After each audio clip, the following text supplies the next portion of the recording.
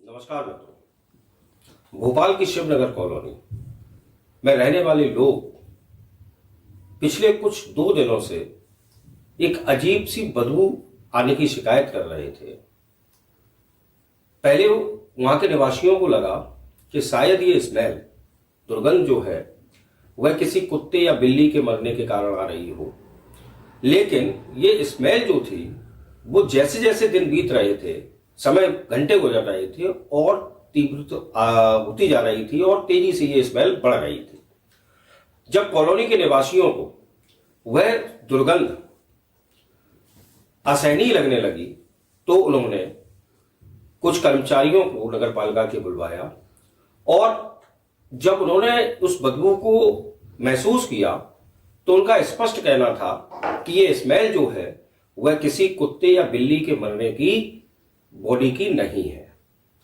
अब सबसे बड़ा सवाल था कि आखिरकार बदबू आ कहां से रही थी। तो जब इस बात पर ध्यान दिया गया तो शिवनगर कॉलोनी का हाउस नंबर 65 जो कि अंदर से बंद था और वहां रहने वाले जो लोग थे, जो फैमिली थी, उसको भी पिछले 2-3 दिनों से किसी ने नहीं देखा था। तो फिर अचानक शक पैदा हुआ कि जो भी गड़बड़ है वो इस हाउस नंबर 65 में है। आनंद फानंद में पड़ोसियों ने तुरंत पुलिस को सूचना दी और जो पुलिस को सूचना दी तो जो पुलिस इंस्पेक्टर थे संजय सिंह, वह अपनी पूरी टीम के साथ उस हाउस नंबर 65 पर पहुंचे। काफी देर तक दरवाजा खटखटाया गया, मुख्य द्वार, लेकिन किसी ने दरवाजा अंदर से नहीं खोला। जब दरवाजा नहीं खुला तो मुख्य दरवाजे को तोड़ा गया और जब मुख्य दरवाजे को तोड़ा गया तो अंदर सारी चीजें अस्त व्यस्त अवस्था में पड़ी हुई थी और देखने पर प्रथम दृष्टि से ऐसा लग रहा था कि लूटपाट हुई है घर में। पूरे घर को चेक किया गया, सबको चेक किया गया, लेकिन कहीं पर भी ना तो कोई मिला जीवित व्यक्ति और ना ही कोई मृत शरीर मिला। लेकिन उस घर का एक कमरा ऐसा था जो कि अंदर से बंद था। पुलिस का शक गहराया। उन्होंने उस दरवाजे को तोड़ने का प्रयास किया लेकिन वो दरवाजा नहीं टूटा। जब वो दरवाजा नहीं टूटा तो पुलिस ने उस दरवाजे को कटवाया और जब कटवाकर उस दरवाजे के जो अंदर गए तो उसके अंदर का दृश्य जो था वो किसी भी साधारण व्यक्ति के रोंगटे खड़े कर देगा, क्योंकि वहां 2 लाशें पड़ी हुई थी। जो एक बेड था, बेड में 2 लाशें पड़ी हुई थी और उन लाशों के पास एक जीवित इंसान बैठा हुआ था। यह है, अब मैं आपको इस कहानी के बैकग्राउंड से आपका परिचय कराता हूं, कैरेक्टर से परिचय कराता हूं। इसमें जो मुख्य पात्र है हमारे, उनमें अतुल जिनकी उम्र है 38 वर्ष, उनकी पत्नी रानी जिनकी उम्र है 35 वर्ष और उनकी एक छोटी सी बेटी 8 साल की जिसका नाम है रिया। पति पत्नी और बेटी उस हाउस नंबर 65 में पिछले कई वर्षों से रह रहे हैं। दोनों में सब कुछ अच्छा चल रहा था, दोनों अच्छी नौकरी करते थे। रानी भी जॉब करती थी, अतुल भी जॉब करता था और बेटी रिया जो थी वो पास के ही एक बहुत अच्छे से स्कूल में पढ़ रही थी। फिर अचानक ऐसा क्या हुआ, तो इसकी कुछ बातें मैं आपको यहां बताऊं। जो व्यक्ति उन 2 लाशों के पास, और वो लाशें किसी और की नहीं बल्कि रानी जिसकी उम्र मैंने 35 वर्ष बताई और बेटी रिया बच्ची जो है, उन दोनों की वो लाशें थी और वो जो पास जीवित शख्स बैठा हुआ था वो कोई और नहीं बल्कि बदहवास स्थिति में अतुल था। तो पुलिस का पहला शक नेचुरल सी बात अतुल पर गया कि इसने अपने पत्नी और बच्ची की हत्या कर दी है। तो पुलिस ने तुरंत उसको अरेस्ट किया। अरेस्ट करने के बाद उनको ले गई, पोस्टमार्टम कराया गया डेड बॉडीज का और यह क्लियर हुआ कि 24 अक्टूबर 2022 को लगभग 2 से 3 बजे के दरमियान इन दोनों का कत्ल किया गया है और इन दोनों का कत्ल सिर पर किसी भारी रॉड को मारा गया जिससे इन दोनों की मृत्यु हुई है। पुलिस अमित से पूछताछ करती है लेकिन अमित जो है वो बिल्कुल भी इस बात को स्वीकार करने के लिए, अतुल जो है वो बिल्कुल भी इस बात को स्वीकार करने के लिए तैयार नहीं होता है कि उसने इन दोनों हत्याओं को अंजाम दिया। वो बस इतना कहता रहता है कि मैं अपनी पत्नी को बहुत चाहता हूं, मैं अपनी बेटी को बहुत चाहता हूं। पुलिस हर तरीके से तहकीकात करती है। पुलिस अमित का नंबर सर्विलांस पर डालती है, अतुल का नंबर सर्विलांस पर डाला जाता है, उसकी लोकेशन चेक की जाती है। तो लोकेशन के अनुसार 24 अक्टूबर 2022 को अतुल पूरा समय ऑफिस में ही मौजूद था। पुलिस के सामने किसी प्रकार का कोई तथ्य सामने नहीं आ रहा था कि किस प्रकार से वो अतुल को इन दोनों हत्याओं का आरोपी घोषित कर पाए। हर तरीके से पुलिस अपना प्रयत्न कर रही थी, लेकिन कुछ भी उनके हाथ नहीं लग रहा था।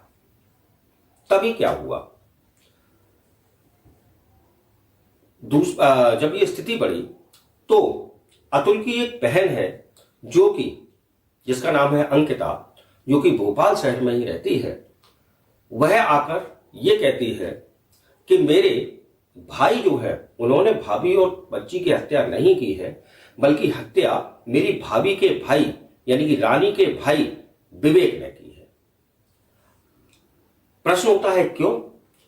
तो जो आपका जो सिस्टर है उसकी, अतुल की, अंकिता, वो ये जवाब देती है कि 4-5 दिन पहले जब मैं अपनी भाभी की से मिलने आई थी तो उनका भाई विवेक वहां आया हुआ, विवेक मेरे सामने आया और उसने रानी की हत्या करने की कोशिश की, उनका गला दबाया और ये कहकर गया कि अगर पिता की प्रॉपर्टी पूरी उसके नाम नहीं करते हैं तो वो रानी की हत्या कर देगा।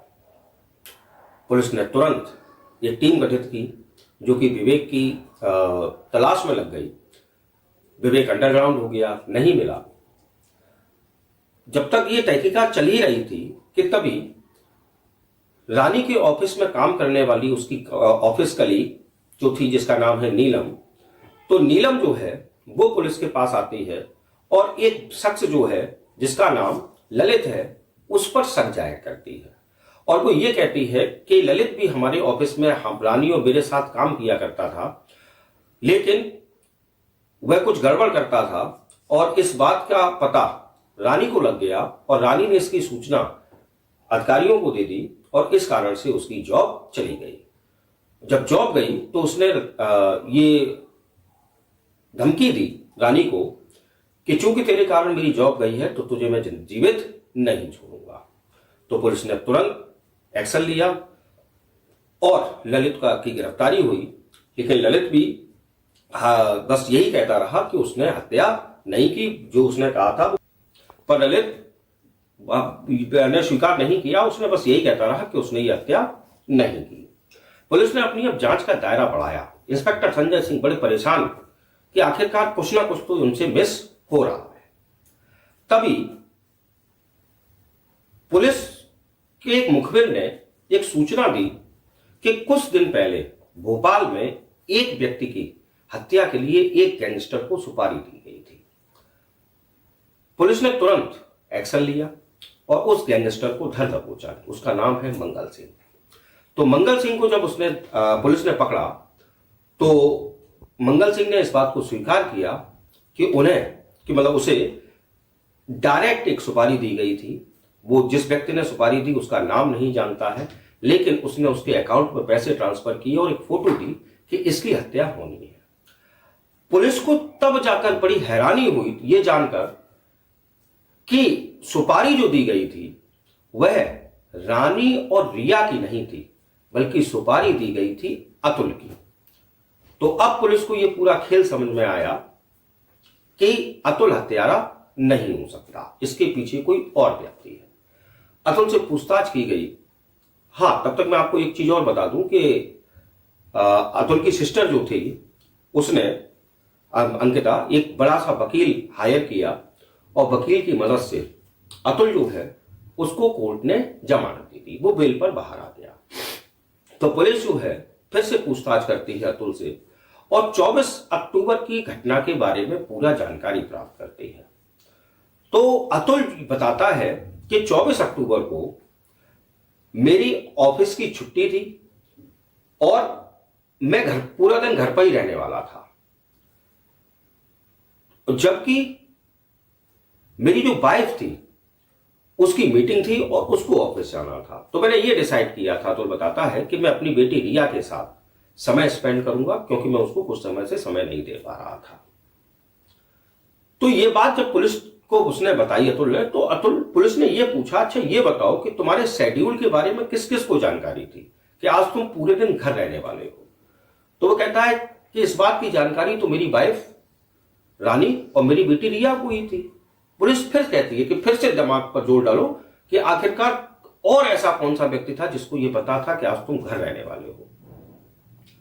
तो उसने ये कहा कि मेरी बहन का फोन आया था, मेरी सिस्टर अंकिता का फोन आया था, जो कि मेरे घर आने वाली थी। तो मैंने उसको उस दिन आने से मना कर दिया। मैंने ये कहा कि आज का पूरा दिन मैं अपनी बेटी को देना चाहता हूं, आज मैं घर पर ही रहूंगा, आज तुम किसी और दिन आ जाना। यानी कि इस बात की जानकारी कि अतुल घर पर रहने वाला है अंकिता को थी, यानी कि अतुल की सिस्टर को थी। कहानी आगे बढ़ी तो फिर पुलिस ने पूछा कि आखिरकार तुमने कहा कि तुम घर रहने वाले थे, तो तुम ऑफिस कैसे चले गए? तो उसने कहा कि सिस्टर से जब मेरी बात हुई उसके कुछ ही समय के बाद मेरे अधिकारी का मैनेजर का फोन आया और उन्होंने तुरंत एक अर्जेंट मीटिंग रख ली और इसलिए मुझे ऑफिस जाना पड़ा। जबकि दूसरी तरफ स्थिति यह हो गई थी कि जो मेरी वाइफ उस दिन ऑफिस जाने वाली थी, उनके मैनेजर को फीवर हो गया और उनकी सारी मीटिंग्स कैंसिल हो गई, इसलिए मैं ऑफिस चला गया और घर पर मेरी वाइफ और मेरी बेटी रिया रह गई। अब एक बात और यहां मैं आपको बताना चाहता हूं कि मंगल, जो कि जिसको सुपारी दी गई थी मारने की, वो इस बात को स्वीकार करता है कि मुझे सुपारी तो मिली थी, लेकिन वो इस बात को भी स्वीकार करता है कि मैंने हत्या नहीं की। पुलिस अपनी तरफ से जांच करती है और ये पता लगता है कि वास्तव में मंगल उस दिन भोपाल में मौजूद नहीं था। 24 अक्टूबर से 2 दिन पहले 22 अक्टूबर को ही मंगल को डेंगू हो गया था और वह अपने गांव वापस चला गया था। तो अब शक होता है किस पर?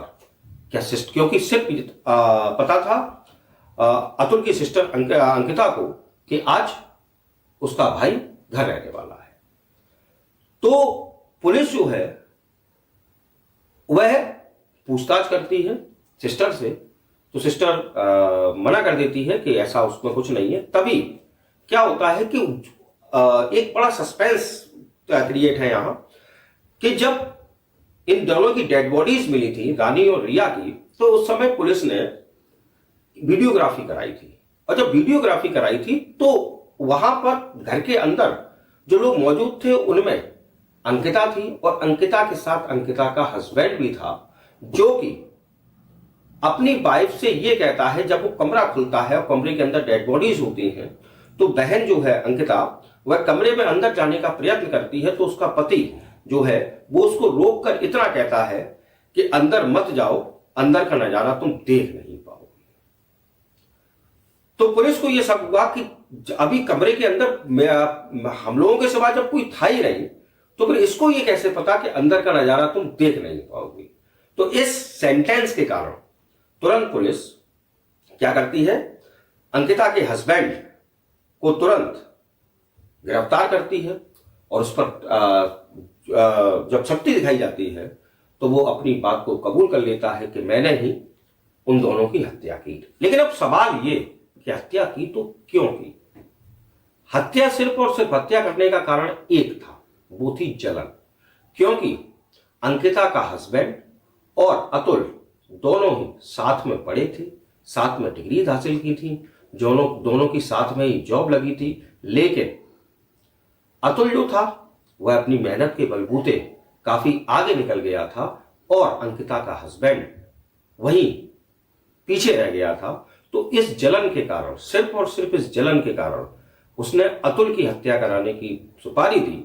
और चूंकि उसको यह पता था कि अतुल आज घर में अकेले रहने वाला है, तो इसलिए वह अतुल की हत्या करने घर पर गया। लेकिन अतुल चूंकि ऑफिस जा चुका था, तो इस कारण से अतुल के न मिलने पर उसने रानी और रिया की हत्या कर दी। और चूंकि अब यहां सवाल आपके मन में एक और आएगा कि डेड बॉडीज के पास फिर अतुल क्या कर रहा था?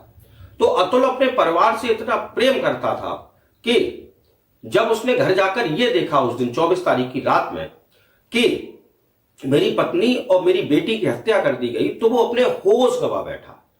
वो नहीं चाहता था कि उन दोनों को उससे दूर ले जाया जाए। और शायद यही कारण था कि वह बदहवास हो गया, मानसिक रूप से बीमार हो गया और उन डेड बॉडीज के पास 2-3 दिन लगातार बना रहा।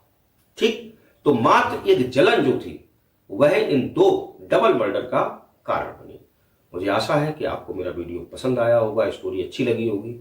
अगर आपको पसंद आया हो, अच्छी लगी हो, तो प्लीज मेरे चैनल को लाइक करें, सब्सक्राइब करें और अधिक से अधिक लोगों तक शेयर करें। Thanks for watching. जय हिंद, जय भारत।